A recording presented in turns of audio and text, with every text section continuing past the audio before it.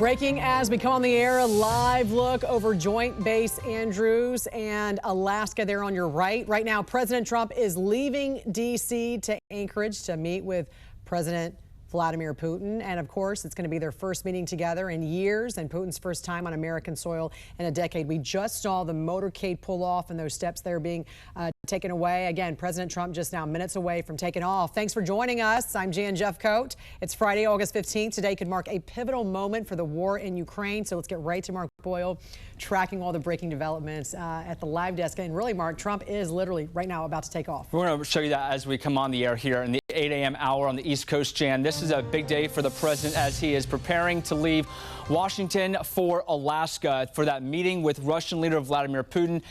And they're going to be talking about the war with Ukraine. We can show you that live picture right now on your screen. They just arrived a short time ago. This is video of the president boarding Air Force One, and they are running about 45 minutes to an hour behind schedule. So let's go back to that live picture right now. We'd like to talk about what's going to happen today. And I want to bring Jan's mic up as well as we go through some of this, because this is really going to have implications not just the country here, but around the world as he heads to Joint Base Elmendorf-Richardson for the summit with Putin. Now, if this meeting does go well today, a trilateral meeting with Ukrainian President Zelensky could be in order. And it would be the first time Trump and Putin today see each other in 7 years. So that's one thing of note. Also important here, this is the first time Putin has stepped foot on American soil in more than a decade. The president of Ukraine and European allies, they've been pleading with Trump as Air Force One pulls away. And Jan, you and I have been talking about this. They don't want, and they meaning Ukraine and European leaders, to make a deal without them on board with this process. Yeah, but what's interesting as we watch Air Force One take off right now, what's interesting about this whole process is Trump is not wasting any time there. He says he'll know within really a few minutes if this is going to be a make or break situation. Yeah, so this journey today, it's not a short one, more than 3,000 miles across the country up to Alaska. And Jan, it's 7 hours in the air. And we've talked about that. Trump's going to have this feeling. He talks about 1 or 2 minutes in and know right away if there's going to be a good conversation, if Russia's acting in good faith or bad faith. And then he could turn around and head right back to Washington. He's not scheduled to stay overnight, so we'll see how this plays out. But also, it's a lot of people at home are thinking this is going to be the end of it. It's not, because Ukraine wants to be in on the conversations and Russia wants to have some input as well. And so much history being made here, not just with the implications that this has been 10 years since Putin stepped on American soil, but I think it was 2007 the last time that a leader from Russia has been invited on American soil to have a private talk, with a president. So a lot of moments that could be very historic right now. And of course, this all as a way to end the war in Ukraine finally and really bring some peace in that region. And we talked about this trip today, you and I did during the commercial break. You could have done a phone call, you could have done a Zoom call, but he's taking the effort, so is Putin here, to have this meeting together in Alaska.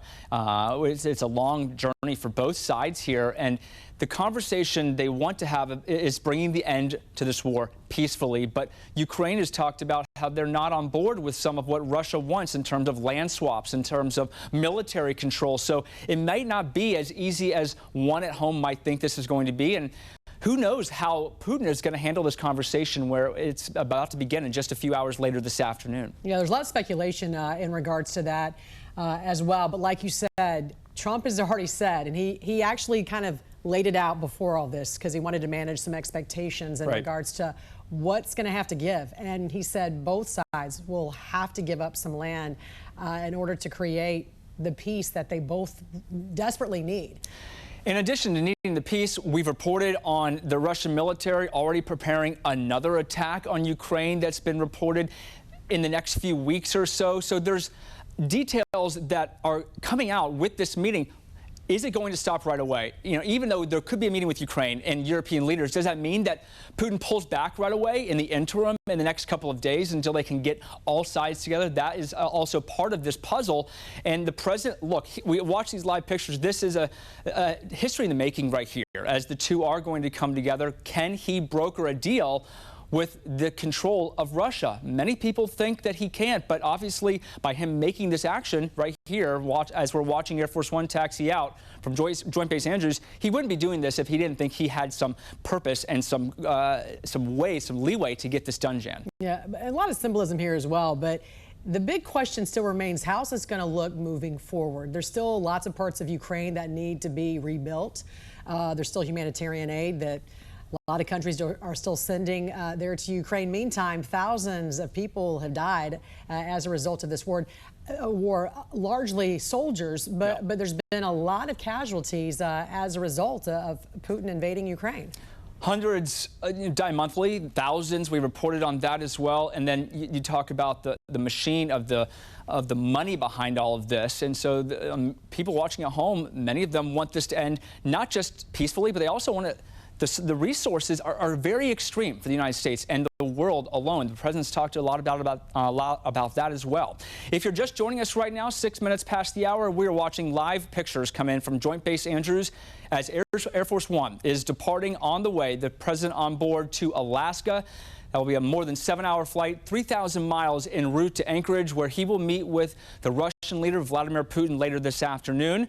We'll have continued coverage of this as we go throughout the afternoon on our website as well, thenationaldesk.com. Full coverage on the implications of this meeting, the significance of it as the president looks to bring a peaceful end to the war between Russia and Ukraine.